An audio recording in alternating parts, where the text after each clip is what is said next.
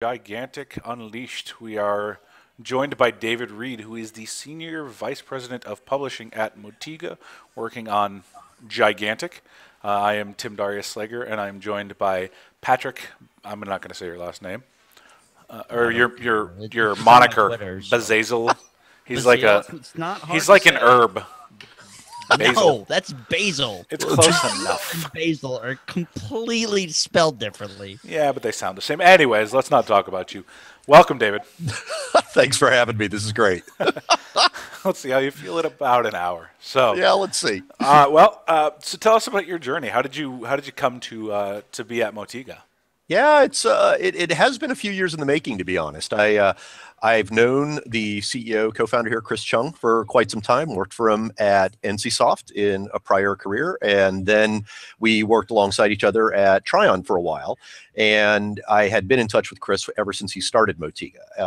Of course, right at the time he was starting the company, I was at the mighty CCP and ended a few years there recently, including a year in Iceland with my family.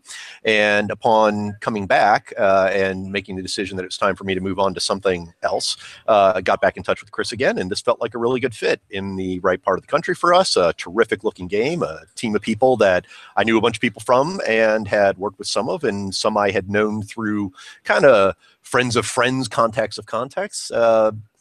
Just felt like all the currents were moving in the right direction and made a quick decision to come on board. It's been a blast. Cool. So Iceland, huh? Iceland, yes. Culture shock? It's a very different place. And the thing about it is it's very small, right? There's 320 some thousand people in the country overall.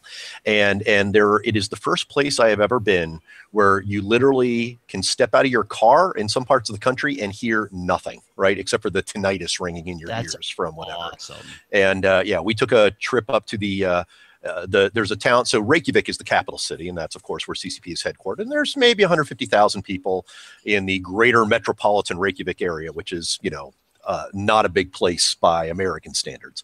But if you want to go to the second largest city in the country on the northern coast is Akureyri of about 20,000 people. And 5 minutes out of town, you are in nowhere, particularly in the winter. It's beautiful, but you could kill a man out there and no one would ever know. That's exactly what I was just thinking. Good to know.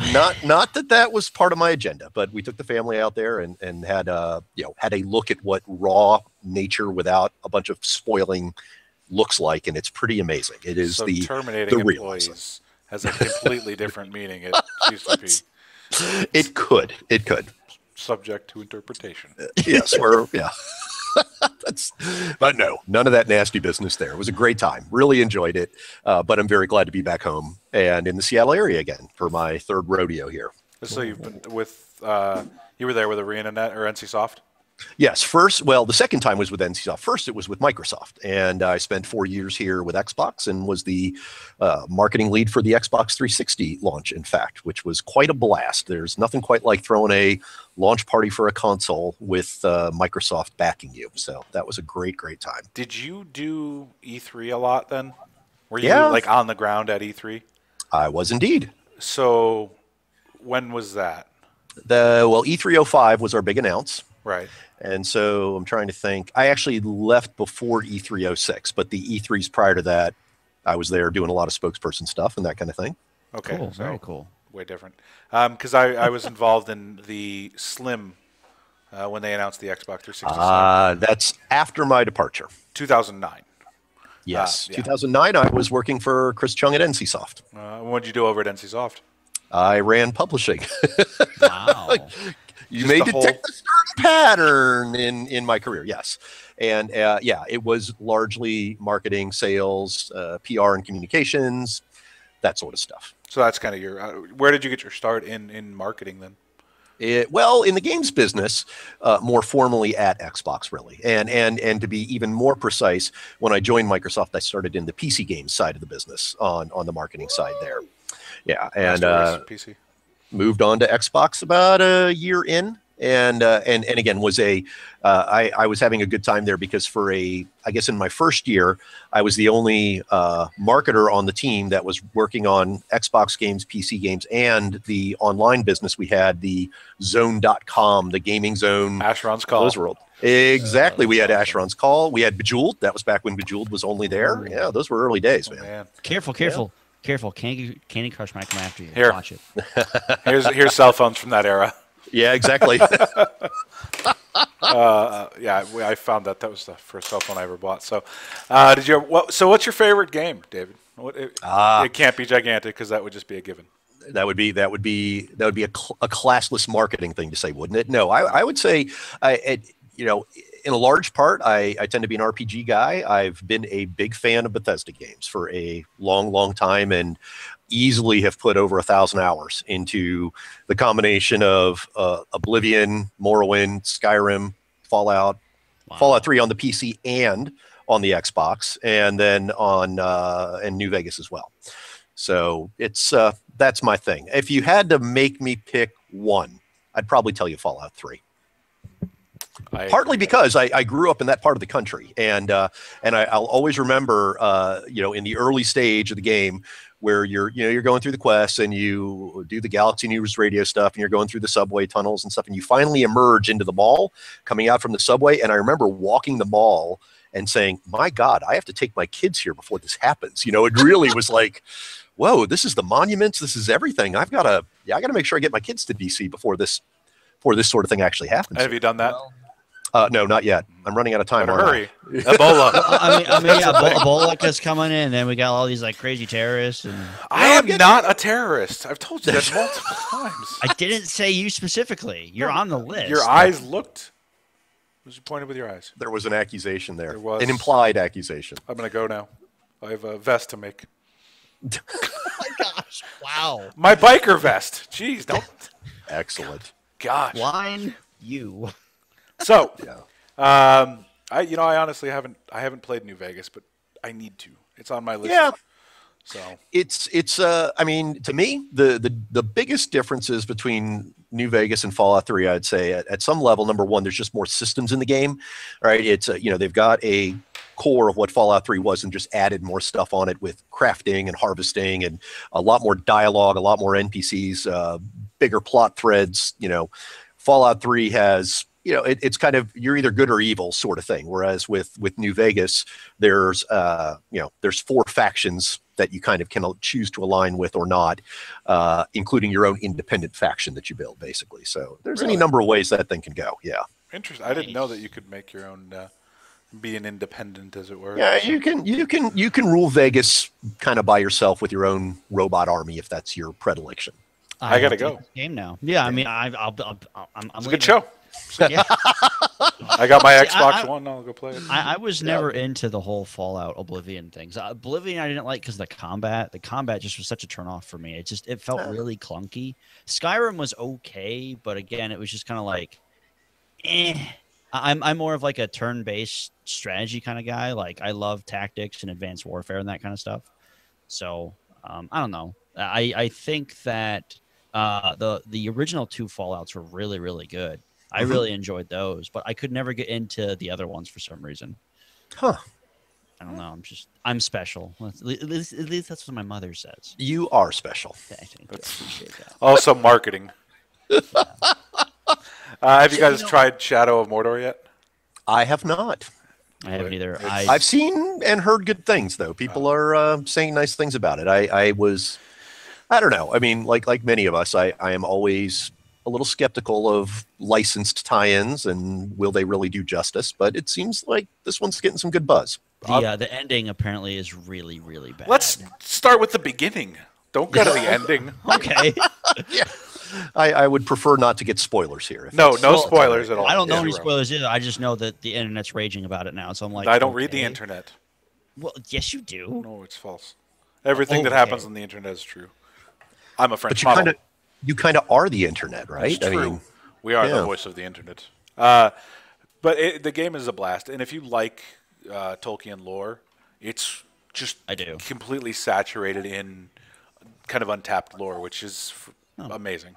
Very That's cool. awesome. That's cool. I'll have to I'll have to get it. I had to fix my roof, so all my spending money is pretty much gone. Roof So or sad. Shadow of Mordor? Yeah, well, you know what? The wife usually says that. Okay. Couldn't you have just done part of the roof? Yeah, that's how I'd have tried this. No, and unfortunately, we had a really bad winter last year, and so the roof is like leaking to everything. So we have to. Apparently, our pipes are not sealed, and Yeah. it's just awful. Capitalize and turn whatever room it's leaking the most in into a pool.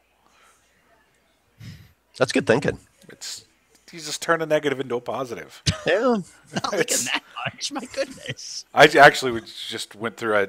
Apparently, we used 23,000 gallons of water last month. It was fantastic.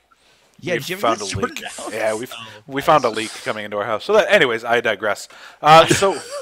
So when you, what was your first game that you've ever played, David? First game that I ever played. Good Lord. Well, at the risk of showing my age, I'm pretty sure it was on a Magnavox Odyssey. Nice. That my father was the early adopter geek guy back in that era, I guess, in the early 70s, I suppose, or maybe mid 70s, I guess. More accurately is probably when that was. Yeah, we didn't have a 2600 for a while. He went right for the 20 flavors of Pong, right? Where if you guys, again, this may be before any of your times, but right, it was like I'm super old. Yeah, there'd be a I'm pretty old, basketball too. game, a hockey game, a soccer game, a tennis game, but they were really all Pong. They just looked a little different, right? You know. Instead of it My being dad a still paddle, you has. get in a bucket. My dad still has a Magnavox and an Atari in his attic somewhere. Nice. Yeah. I was like, dude, you need to like give them to me so I can share with my children just how awful video games were. Yeah, when I was a it's kid. it is amazing because I always think to myself because I have two sons now, a 10-year-old boy and a 9-year-old boy, and every now and then I want to show them something from the past, and they just go like, "Yeah, what the hell's wrong with you that you enjoyed this stuff, Dad? This is crazy." This is a control stick that didn't move pretty much at all. You had to like spit in it and like push with 4 people to get it to go forward. Yeah. You had to blow in cartridges. And have you seen those? What is it? Kids react videos. Oh yeah. Uh-huh. Where they show, they'll show. I'll send you a link once we get done. But kids Awesome. react to like Nintendos, and they're like, they can't figure out how to get the game to go in the Nintendo to work. Yeah. They don't blow in the cartridge or anything like that, and it's just oh man. And like, well, what do you do? And they're like, okay. One of them has them trying to figure out what to do with a NES or an NES. That's what I'm talking And about. Yeah.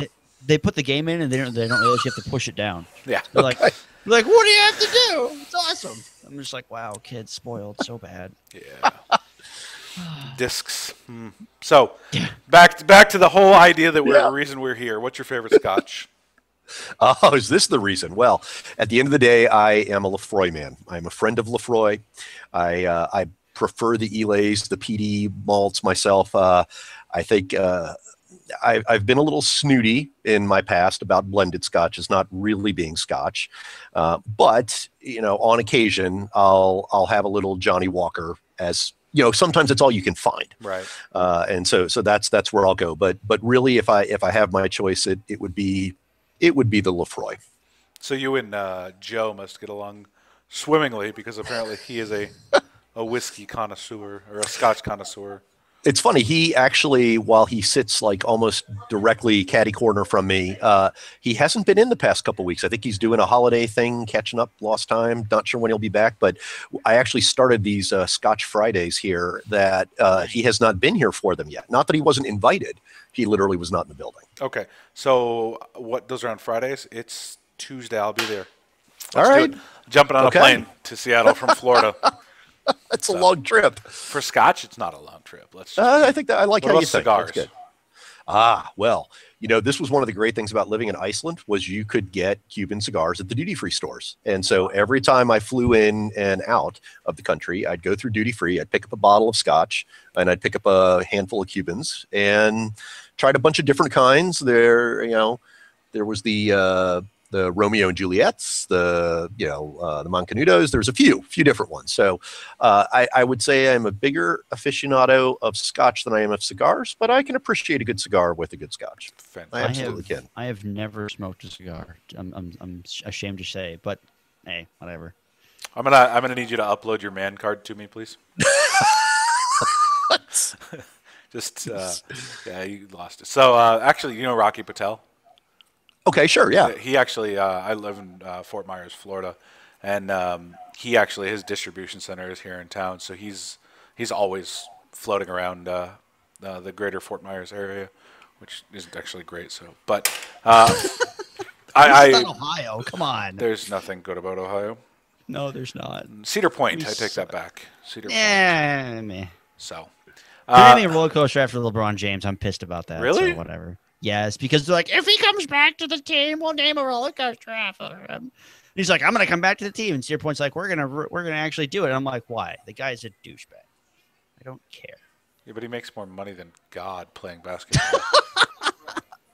Well, oh, point taken. All right. You're right. So let's talk about the stuff that makes what you do kind of a huge part of a game development, because everybody thinks, hey, I'm a game designer, I'm an artist, I make the maps, I make the characters, I make the heroes.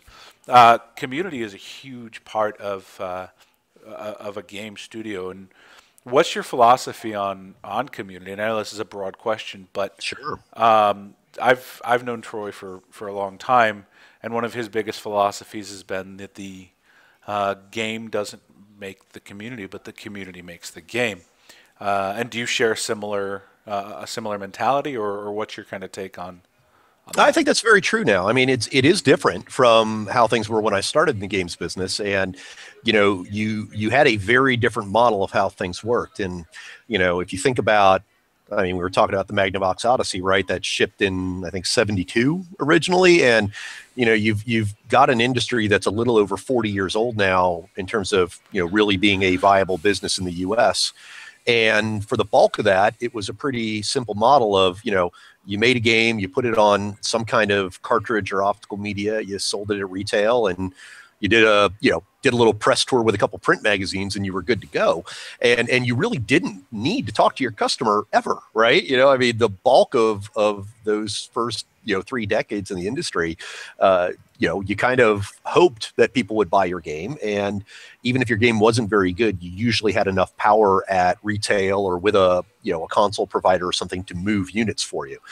It's completely different now, and games that don't get into this process early on of interacting with the community and not just building goodwill, but getting real feedback, right? Just like, the gamers will devour your game and will love it and / hate it more than any developer ever can. And not starting with that in mind is it's no longer the right way to build things in the business, right? It's a huge mistake to go too far down a road without having brought that feedback into the process and starting to cultivate those relationships. And gamers have long memories as well, right? And they remember the studios that put out bad product.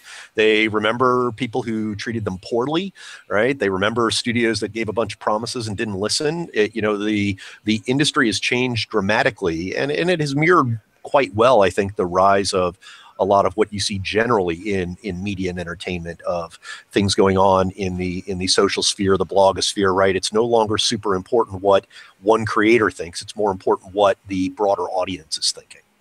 I would definitely agree with that. I mean, like if we look at examples of like WildStar, for instance, they brought on like a lot of community figureheads, and they were very supportive at first, and they were always like super honest, that's not a word, honest, and everything with their community. And then the game launched, and like a month down the road, they kind of stopped doing their open and honest, and they just kind of like scooted around questions, and the game really, really suffered because of that. I mean, just the population has dropped by almost half, according to rumors. And now they're starting to get back into where they're being open and honest again, and people are starting to go, oh, okay, we can trust you guys again. So I think that's one of the reasons I grabbed Motiga, because you guys really kind of did what Carbine did do, but way better, because you guys are more active on the social media. And that kind of screams a lot to me, because you guys actually are trying to show that you crack. Wow, brain is just so hard to work today. You show that you actually care, rather than just kind of going, oh, yeah, well, we have a really cool social aspect, but we're not going to really kind of bolster and kind of make. So every time I talk to you guys or any of the community members, I always feel like I'm part of an actual family, rather than something that's just kind of half truth type of thing. Yeah. No, I mean, and I think, again, this is part of what you're talking about here, right? games are just being made differently now, right? And people are playing different kinds of games, and this is no longer a world where gamers are looking for, I'm the designer in my ivory tower, and I have this grand idea, and you will follow my path, right? I will provide you rails, and you will go on my ride, and you don't really have a voice in that process as a gamer, and that is no longer what our players are looking for, right? They are looking for things where they, where they feel the developer is bringing them into that process, where not just their feedback is being heard, but a game is being made better for it. It's you just feel things changing dramatically in the business, and in the old days, it would be enough to put a big advertising campaign behind a game, and more often now that isn't the way to get this thing going, right? It is more important to be honest and engaging with the community in times good and bad, and that will serve you far, far better than the next big ad campaign. That's Right. always still going to be part of the business, but the balance of how these things work has changed dramatically. And to because I love Carbine, and I love a lot of the people there. So one of the things I think that they did fantastically, since we're on that topic, is the first set of alpha patch notes got leaked on some website, and so what they did was they said, okay, well, how do we address this? And they posted it on their website and said, hey, here's our patch notes. Yeah. Somebody leaked them. We'll embrace them, and we'll talk to you about them. So I think there's a degree of transparency, and then there's a degree of necessity when it comes to something like making sure that you're not sharing all the big secrets, because you build up, right? And you guys have a marketing plan for some of the big reveals, that if somebody leaks those out, it kind of takes away some of that that shock and awe, right? And so I think that, from a community standpoint, everybody wants to know. That's why I started Motiga Unleashed. I wanted to know what Motiga was doing. What are you guys doing? Yeah. Hey, let me. Nobody would say anything. So that's good for you. Your team is solid and on the ball with NDAs, but it sucks because I really wanted to know. We ended up deciding that it was a first-person Guitar Hero shooter. Wow. Yeah. You weren't far off, apparently, right? Well, it's true. So I've downloaded. I've got my Guitar Hero guitar and my drums, and we're solid. We're ready. We're ready for release. That's awesome. Well, I will be honest with you. I was keeping an eye on you, keeping an eye on the company. How do you like that? So hold on. Let me set my alarm. Yeah.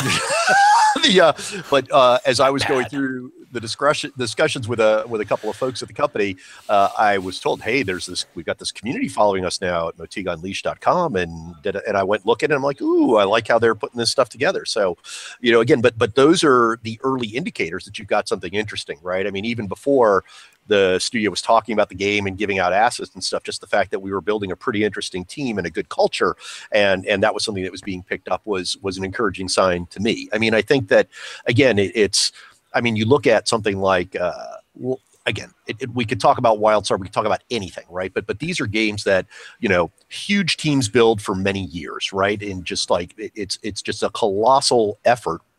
Whereas the way things are going now, it is more about tighter, focused experiences that allow you the opportunity to bring people into the fold a little faster, right? If you set down a path for a 7-year development cycle, right? You can't keep talking for 7 years, right? It's very, very hard. And so the way that the development model has changed allows us as marketers, as community professionals, as things like that, to engage with people earlier and more frequently than perhaps the previous model of kind of the kind of too big to fail model that kind of governed games for so many years allowed us to do. It prevented us from being transparent even when we wanted to, because you had to keep that powder dry for a much longer period of time. Right. Yeah, and I think with social media, it definitely gives developers that are smart about it a way to advertise their game and kind of let the community just kind of roll with it, instead of you guys going, look, and it's just like, okay, I don't want this stuff shoved in my face. If I like it, I will just go, spread the word, and which is what I started doing with all my videos and stuff. Was like, indeed, this game's awesome, this community is cool, the devs are awesome and funny and quirky, and I love that kind of stuff. I mean, so it's, if someone likes something, they're gonna share it, no matter if it's a 2D platformer like Awesome Knots, or if it's a AAA title like Shadows of Mordor. If people like it, or if people hate it, it's gonna get around. Yeah, and we always knew that, right? We could always see, even back in the dark ages of my marketing career, that word of mouth was the most important thing. But it was always very hard to see how that worked, right? Again, like, you do an ad campaign, you know how many impressions you're getting, you know how much you're paying for it, you know what the demographics of the people seeing it. I mean, there was a lot of science there. It is only in more recent years with the internet, with the advent of social media, with these communities forming, and not just the giant communities like a Facebook and a Twitter and things like that, but just very core communities focused on particular points of passion, that you actually can see word of mouth happening, right? To your point, that when something cool is out there and people are talking about it and talking it up versus something bad is happening and people are talking it down, now it's just a lot easier to say, yeah, this is the way we want to go, as opposed to, well, let's do what we always do and hope that positive word of mouth takes off, right? Now you can see it happening in a real-time fashion that you just couldn't, not that long ago, really. Right. If you look at the release, the July announcement of Gigantic. Yeah. Yeah. It wasn't the 3rd, because that's when we were in San Francisco. What day was it? It was like the 13th. Okay. It was the but 3. Irrelevant to the fact is, if you look at the day that Gigantic hit the scene, as it were, the San Francisco event was really neat, because it was like 12 or 13 big named media sites who really got an opportunity to get their hands on the game, and then it was the developers and Icehole and myself were there to really talk about it. And then you see the degree of people that walk in at 9 o'clock and they're tired and it's early and they have their coffee, and then they play the game. Yeah. And their eyes open up, and then a week later, that the metaphorical world opens up, and I remember talking about the YouTube video, how it went from 0 to 500 views in minutes, and then it went to 1,000, then at 1,500, and 300,000 views later, it's talked about in reverence almost, with the way that the game has come out as far as announcement, and now there's the huge amount of excitement behind, hey, alpha has started. Hey, I want to try this game. There's a caliber of concern when I want to try this game versus I want to test this game, but that's neither here nor there. But the idea that there are so many people. The Reddit has done a fantastic job. The subreddit has done a fantastic job engaging the community, and I think Troy and Allie and the team, and now with you, the degree of transparency and the degree of openness that you guys are really kind of tracking at speaks to its announcement in July with the announcement party, and all of the things, the social media, just everything. So I think that once the game releases, that word of mouth is going to be much, much larger than even it is today, to the point where I was walking around my town, which again is nothing great, and I had somebody actually identify my shirt. I'm wearing, I had a Gigantic shirt on. He's like, "Oh my God, I've heard of that game. Where did you get your shirt?" Awesome. And it was just some random 40-something guy, and I was like, "Well, here's my card. Check out my website." Now that you ask, I'm kind of a big deal. Let's. I took off my top hat, set my cane down, and talked to him for a little bit.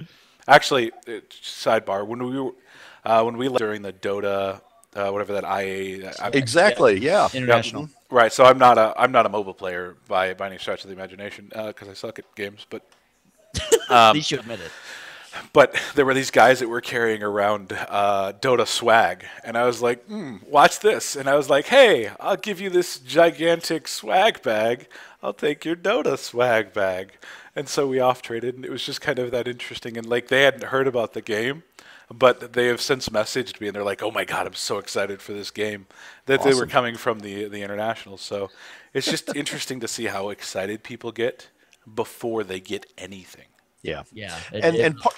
Part of this too is, again, I think a lot of studios get into a position where they have a game and they know people will be excited about it, and they kind of start the process too soon, right? Where their builds aren't polished, where there isn't enough engagement in the product itself to actually have fun with it. And this is another thing that, as I was contemplating coming on board, I looked at what what the studio had already built and how people were reacting to it, and felt like, all right, we can begin this process now. We can really engage and show what we have, and not feel like we're a little too far ahead. That there is something there that once people do get a chance to play the game, whether it's at a PAX or in the alpha or what have you, that there's something of quality there with the right amount of polish for where we are, as opposed to, we're going to let you in, but it's really janky, right? Motiga isn't having that problem with Gigantic. It's a great sort of place to anchor all the communication. So do you feel like the water will become stagnant with content and the ability to release things between now and release? Well, part of my job is to make sure we don't do that, right? So I'm betting I'm betting I can work through that. But it is the thing of, like, we have different heroes that we'll be bringing out into the game at a cadence. We have different maps we'll be talking about, right? There's a lot of stuff. There's a lot of what I, as an evil marketer at times think of as the currency to engender these conversations, right? As the community grows, as the alpha grows, right, different things will happen there along the way. And it's my job to be able to squint and say, all right, I think this is, call it what you will, open beta, launch, whatever. These things are getting murkier and murkier all the time now. But when you hit that moment, right, and you be able to look back and say, oh, well, here's where I am today. How long do we have for the calendar? Can we bring the community along? Do we grow the community by this much each of these big beats, right? There's, it looks like we can make this work, right? It feels like we're in the right place to really be anchoring that plan and growing the community without kind of having to resort to unnatural actions in terms of slowing things down too much or speeding things up too much artificially through a big ad spend or something like that. So Allie is sucking up to you. She said your laugh is the best. Well, I pay her for that, right? That's put in there is, hey, you got to compliment me on a regular basis. That happens, the whole concept of the stagnant water. And because, and this is in your massive years of experience, how do you prevent the content that you release that just doesn't satisfy everybody? Hey, here's a new map. Let me talk about this map. I don't care about the map. I want to know about a hero. How do you approach that? It's tough. I mean, there is something there where that no matter what it is that you do, what content you have, what product you're doing, you're not going to please everybody, right? And so, at some level you have to bet on the team, the developer, the studio, the product itself, winning with people, right? I mean, this is not I've worked on products where the marketing effort had to, as we always like to say, we had to put lipstick on a pig. We had to sell something that just wasn't of high quality. That's a very hard thing to do. There's only so much jazz hands you can do in marketing before it just really runs its course. Yeah, that was pretty good. I'm sorry. If you put lipstick on a pig, I would pay money for that just to see it happen. So fair point. So Dave, I have a quick question. I was told to ask you about the peanut butter. This is Allie. Yeah. Allie. All right. That's a few demerits I'm going to have to issue. No, all it is I decided that I was going to do a low carb diet kind of thing for a while. I'd maybe put on a little more weight than I wanted. And one of the ways to do low carb the right way is to add a lot more protein and fat to your diet. So if you go with a natural peanut butter that only has peanuts and oftentimes salt in it, that's a good low carb thing to kind of get you through meals and such like that. And so Allie, who sits next to Troy and therefore diagonally from me, was watching me one day, as she said, eating peanut butter as if it were ice cream. I just had a spoon in the jar and was just kind of eating it that way. And I said, yeah, that's lunch, Allie. That's just, again, some of us get older and, we got to think about these things as opposed to, it doesn't burn off quite the way it used to. It's funny that you say that because that's I eat apples with the all natural peanut butter, the Jif. Yeah. Oh, it doesn't taste any different to me. It's fantastic. So peanut butter is fantastic. Now, have you seen Allie's squirrel? Don't think so. Yeah. Okay, Allie. Don't think so. Allie. Ask Allie about the squirrel. All right. Yeah. So now, like in terms of keeping the game, that's not. Wait a minute, that's not this thing, is it? No. What the hell is that? Yeah, this is a little rat gerbil something that Troy has on his desk. It's a cat toy. So it's a cat toy. You wind it up and it goes for around. TJ. Well, it works. Apparently, it works pretty well for like when you just kind of send it into a room that nobody's expecting. It gets a good reaction. Does Greg chase it around the office? I've seen. I can imagine that some people have kind of been alarmed by this. It's almost as good as the slug that he has. I'm sorry, it's a chipmunk. Not it's a squirrel. Chipmunk. Oh, that. Yes. Yeah, of course I've seen that. That's. I'm sorry. I feel like that's right here. Genus, right? There it is. That thing still creeps me out. It's just like this. It's just so creepy. It's again, it's not as funny without Allie's face on it. The image of that is now destroyed in my mind. Yeah. Well, I'm not going to press play on it singing because it goes way too long. It just makes everybody uncomfortable. So, like, in terms of keeping the hype and everything, I mean, you guys have done a good job, I feel, because I actually just released a video on this today, shameless plug, and it's talking about how the way that the alpha is currently set, because you guys have the alpha, it's going on right now. Your playtesters are testing, and obviously that's what they're there for. It's not a demo. It's not to overly hype the game. It's simply just to test things, bug fix, all that other fun junk. Yep. So, I mean, in terms of where the hype level is set for the game, I think you guys have done a really good job at keeping it kind of on that slow incline rather than just going whew. Right. Because, I mean, if we look at Destiny or Titanfall or even WildStar, all those games went like this and then just went boop. I mean, it happens. It's a LeBron coaster. Is that what you're saying? Oh, yeah, there we go. LeBron coaster. Why not? It all back in. Bring it all back together. Bring it all back. Yeah. You know, but I think that there's a difference, though, Pat. And you're looking at different genres, right? Every genre of game has to trickle information out a little bit differently. Gigantic is not by any means a MOBA by the broad definition of the term MOBA, but in that genre of arena combat games, information that you give out to people is going to be vastly different than an MMO because it's people want systems, whereas how many systems are in a combat game? Yeah. Well, yes and no. I mean, like I feel that. I mean, if we look at Destiny, and a game that was like the most pre-ordered free new IP of all time gaming history, it broke all these cool records, and it didn't do well after it came out. Like the reviews itself were like, well, the game's really short. There's a lot of the loot system is just pissing everybody off. I mean, okay, so maybe to you didn't think the game was bad. I'm sorry, I was just looking at my eyebrows and how cool they are. Oh, okay. Well, I feel that the way that you guys are handling the hype train is really, really well.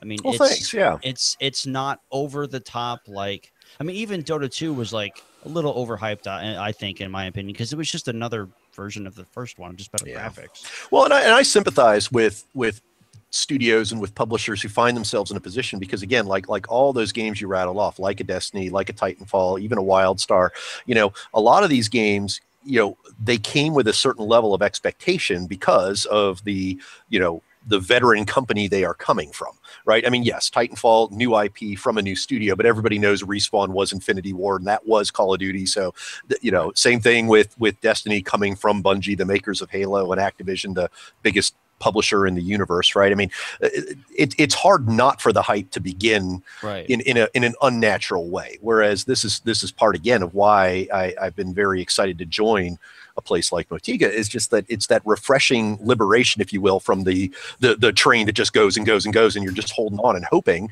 that it doesn't derail at some point, right? That you can build these things organically. You don't feel the compulsion to overpromise. A lot of what goes on in the business, for big games like that, and particularly on the console side, is your customer oftentimes isn't the gamer, right? Your customer is the retailer sometimes. Your customer is the publisher sometimes. Your customer is the critic sometimes, to your point about review scores and such. And that just leads to, complicated motivations, right? It's, well, if I'm trying to please a retailer who I know needs to buy a certain number of units by date X, if that's my job as a marketer, that's a very different job than engaging with gamers, bringing in their feedback, and having an honest discourse about what makes for the best game. And again, it's, when you make a transition to come to a smaller studio and start things the right way, you do it with that in mind. I mean, it was funny because as I was going through some of the recruiting process earlier in the year, I had people ask me, geez, you know, you've been doing these things at these bigger companies. Are you sure you want to come to something like this? I'm like, you have no idea how fun that would be, right? You can just focus on the game that you've got, on the team that you're working with, the community you're engaging with, as opposed to all these exogenous things that don't necessarily correlate with good games and good work, but are critical to being successful commercially. And it's just a super liberating experience to be part of something like this now where, you know, again, at the end of the day, it's going to be the game standing on its own, and it's going to be our relationship with the community and the individual gamers. It's going to make this a success story as opposed to, you know, page X of the zillion page playbook that marketers and publishers are taught to use in the industry. It's just a very different thing. You know, you made me happy with because you talked about currency, and then you talked about the type of currency that there is, and then you talked about the different purchasers that use that currency. So from a marketing standpoint, you have to decide which currency you pay to which group, right? So you're going to have your fans, oh my God, I love everything gigantic. You know, I have my Motiga mug and my gigantic shirt, and I got one too. Woo! Let me see. I'm using it right now. I don't have any. I'm sad. My Motiga bag and let's see. I got a cool sword. Does that count? Does that make me cool? That is pretty cool. I got, you know, all of these fanboy things. Tattoos, yeah. Right. You know, there's one more. Yeah. So I got all of that. Yeah, I'm a nerd. And plus I bug Troy a lot. But the point is that's currency for certain people. Whereas when you're talking to a publisher, when you're talking to an investor, they don't care how the game is going to play. Their currency is currency. Yeah. Right. But when you're talking to an esports team or somebody who wants to do competitive games, their currency is completely different. So I'm going to steal that concept because it's completely fantastic, especially in something like a new title. Wow, Lord. That's my swag. I give out swag. Jeez, look at that guy. So wow, that just threw me off. The number of things that you guys, the number of things that don't ever go to a Nook. The number of things that you guys have to spend in this metaphorical sense, is interesting because you guys control. You're the minter, right? You guys publish this money, and I love to see that you guys are being so transparent about how you're making this currency and who you're giving it to, especially with the ever growing. I'm not going to continue to play with that kid. He's talking to me at IRC. He's bugging me. I need to stop that window. But I applaud you, and I think, you know, I've known Troy for a long time, and I know Allie from since she came on board, and I think the team that you're inheriting is probably one of the most fun and smart spenders of that currency. Well, absolutely, and it feels like, again, I had the opportunity, of course, to come to Pax Prime and see the team in action, you know, and see what that was like before I came on board. And, you know, again, there's, you know, that was a smart way to your point, spend the currency, right? You know, and again, we were fortunate, of course, that the biggest trade show for gamers in North America happens to be in our backyard here. So it's easy for a bunch of people to go and meet with gamers and set things up and things like that. But there's just a certain way that you do these things at the early parts of the trajectory, kind of as you were saying earlier, Baz, the idea that, you know, again, at some point, part of the profession here is to see something at the beginning and imagine what it looks like at the end when it's really, really successful, and to see how things track. And you know, again, something like I don't know, you launch a new console or a I don't know. Again, I always think about, you know, from my time at Xbox, launching a new Windows, and it's here. It starts at this point on day one, and it has nowhere to go but down, right? Whereas when you start something the way we did with the Unveil, with PAX, right, you can begin at a smaller level, and you can make people feel like they're part of that journey, and that I mean, again, you guys are two of the examples of people who came into the community first and are part of that. It's almost the you're almost bringing people along on a crusade as much as you are selling a game and making an ROI on your investment dollars and things like that. Starting in that way doesn't necessarily mean that you get to the top, but that's the way I think we want to do things. And so far, so good. It feels like we're on the proper trajectory of building that excitement and frankly, spending the limited currencies we have, not just money, but time and effort and, our own personal credit that we have with the gamers that we work with. Right. And I think that's probably why you guys will be successful. Even if the game is not to par with some people, I think that you guys will go a lot farther than most games and just in most communities because of the way you guys have your social aspect set up. And because, well, let's be honest here. What dev company is going to do this? Have their super awesome boss man come on and be like, I'm just going to BS with you guys for an hour. Honestly, did you see Blizzard doing that? Did you see Activision doing that? Carbine doesn't even do that. It's something that probably hasn't been done in 12 years of my gaming career where I've actually been involved in the gaming industry. So it's really cool to see you guys just sure, what the hell? Let's talk about beer and cigars and just have fun. Beer? So, it was Scotch, just to be clear. Yeah. But, what? Sorry. Scotch don't get me wrong. come in cans. I'm not anti-beer. It's just I have learned that particular whiskeys work on the low-carb diet, and Scotch is one of them. Bourbon may not. Fair enough. Bourbon can have a lot of sweetener in it. But yes. But no, I hear what you're saying, and I think that's great. I certainly appreciate that and seeing that feedback and hearing it. It's again, it's tough, right? Again, you have a lot of people who've been in the industry where they've been burned by the hot burner, right? They've touched the stove, and it's easy at times to get overly focused on things that have happened in a negative way in engagement with the community at times and such like that. And frankly, more often than not, if that's the case,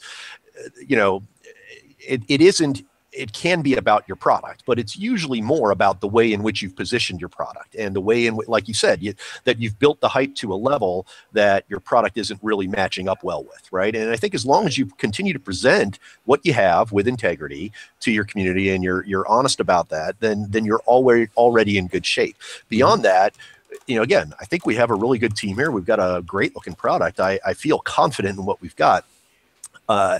It can be hard when you don't, right? It can be hard when you're the slave to quarterly earnings statements and such at these multi-billion-dollar public companies, and you got to get some places I've known of that they even talk about content releases as revenue-generating moments, as opposed to, again, you just lose sight of what it is, right? It becomes a business and it becomes a corporate thing, as opposed to, no, we're here to make a great game that gamers will love, and when we do, the rest of it works itself out, right? A lot of people can lose sight of that, and that's, I think, why a lot of people shy away from being engaged at a deep community level. I just think this is the right way to do things, and I'm not alone, right? Obviously, we got a team of people who feel the same way here. Yeah, no, I would definitely agree with that. Your team is just fantastic. I haven't met a single Motigan on Reddit, Twitter, or anywhere else that I don't like. Everyone's just like, sure, we'll answer that question. Sure, we'll answer this question. Sure, we'll give you a BS answer that's funny. It's awesome. Yeah, there's not a lot of jerks here. If there are, I haven't met them. Joe's been gone for a while, right? Yeah.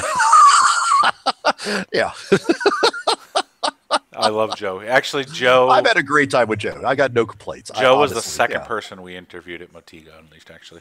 Started with Carter, and then Joe. That's right. Yeah, you did start with Carter. Yep. Well, those are two very different tastes, right? Yeah. But, again, just it's for sure. It gives you a good picture of what day-to-day life is like here. Yeah, and then Lexi, you mixing that. So let's talk about the day-to-day life there. What is a day at Motiga like in regards to work? Yeah. For me, a lot of it is, it's what I've done at other places. It's a lot of meetings. It's a lot of calls, talking to potential partners and things. There's a bit of press and community in there and such. A little less right at this moment on the press side, a little more on the community side. It is very much the notion of, again, sort of like looking at the state of the product, being involved in the daily play tests and reading the feedback from the community, as well as seeing our own that we're doing in not just the alpha itself, but in the core test and such, and getting a sense of how's this thing really going. And then being able to look and say, all right, if based on what we're seeing today, this is where we think we are at month X, and starting to build a real plan of, okay, what are the assets we're going to have? What are the, currencies we're going to have, and how to allocate them over this period of time? That is always the job for me, right? And the difference here at Motiga is being in, number one, an open bay with everybody, right? Like literally we can, everybody sits in one big room and we all fit here. And that just comes with a certain feel and camaraderie, and, you kind of see people when they're working hard. It's not the kind of, I don't know, how would I put it, the sort of setup that I've seen and have been part of in different places, where a lot of times your publishing folks, your marketers and your salespeople and things like that are in a completely different city sometimes as your development studio. And it's not hard to understand how that can build for a dysfunctional culture over time. Whereas here, it's very refreshing that we all are right here. And, we celebrate wins together, and yeah, we get up in each other's faces when stuff isn't going quite right, but there hasn't been much of that right now at this stage. And that's really cool. I think it is a place that doesn't take itself too seriously. I think, as you can tell as you've talked to people, right, that there's the CEO shot me with a Nerf dart right as this thing was starting, right? That didn't happen a lot at Microsoft. I didn't do it again. Yeah, I heard Chris is typically the one who starts the Nerf fights. So that's all. And I know that when you get hired, they give you a Nerf gun. I do have one. That's part of your hiring package. That's awesome. So that's, where else is, where else have you ever seen that in your career? No, and again, it just speaks to a certain value, right? It's like, look, again, at the end of the day, if you're working in the video games business and you're not having fun, one of two things is the problem. It's either the company, the product, the business that you're on, or it's you, right? And again, the fact that you come to a company that in its initial swag bag of coffee mugs and water tumblers and whatnot gives you a Nerf gun. It's, look, you're here to have fun. And if you don't want to have fun in the games business, don't come to Motiga. This is the wrong place for you to be. If you take yourself too seriously, we're here to win. We're here to succeed. We're here to build a great game, but we're not here to do that at all costs and be jerks to each other or to our community, right? That's, at some level, the social contract that we tell the employee when we hand you a Nerf gun, it's sort of that implied message. You don't have you're to. Not supposed to be a jerk to your community. Talk to Troy. Okay. Yeah, because Troy is such a jerk. He's a communicorn jerk. Well, it's funny. It's funny that you kind of mentioned that, because like if you look at like really successful companies that have their community behind them, look at Valve. Yeah. I mean, holy crap! Like Gabe Newell will just take random people out to lunch if they pick it on the company parking lot. Like, where's Half-Life 3? Yeah, that happened like 5 years ago. These two guys from, I think, Sweden or something flew down to Valve's corporate headquarters and did a fake picket, like, give us Half-Life 3. And he's like, well, I can't tell anything about it, but let me give you a tour and take you out to lunch. Yeah. I mean, like, and that's something that I see Motiga doing. Don't actually try that community, by the way. That's something you don't test right now. I mean, it's just, it's a real testament to what you guys have built. I mean, you can't take yourself seriously in the gaming industry because we're all nerds.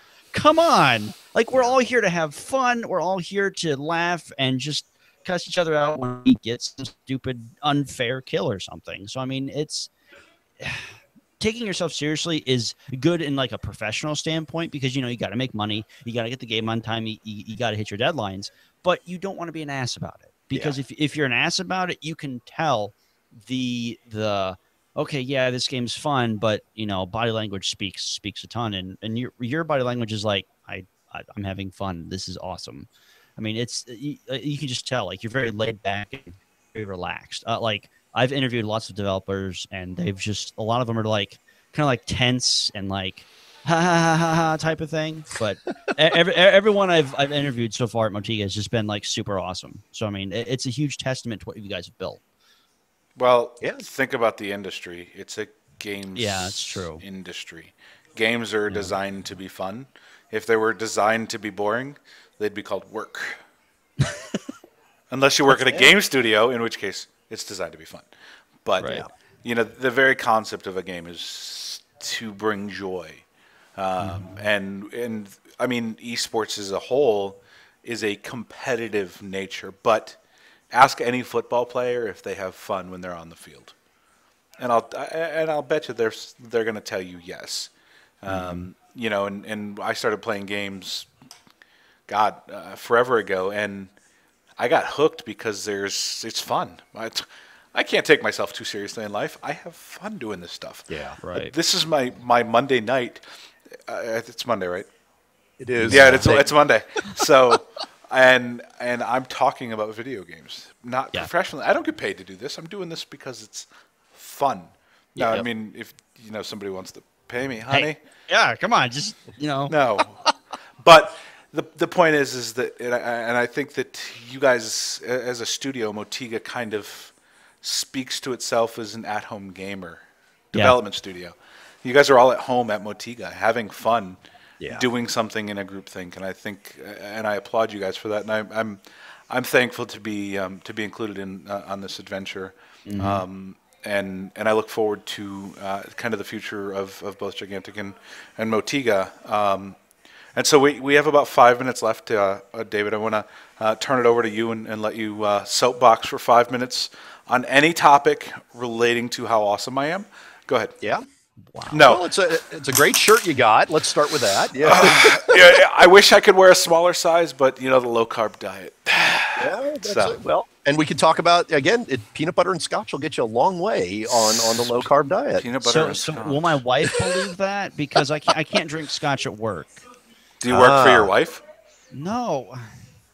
I don't know. Technically, what husband doesn't work for their wife? Exactly. mean- There's only one answer to that question, man. Let me tell you.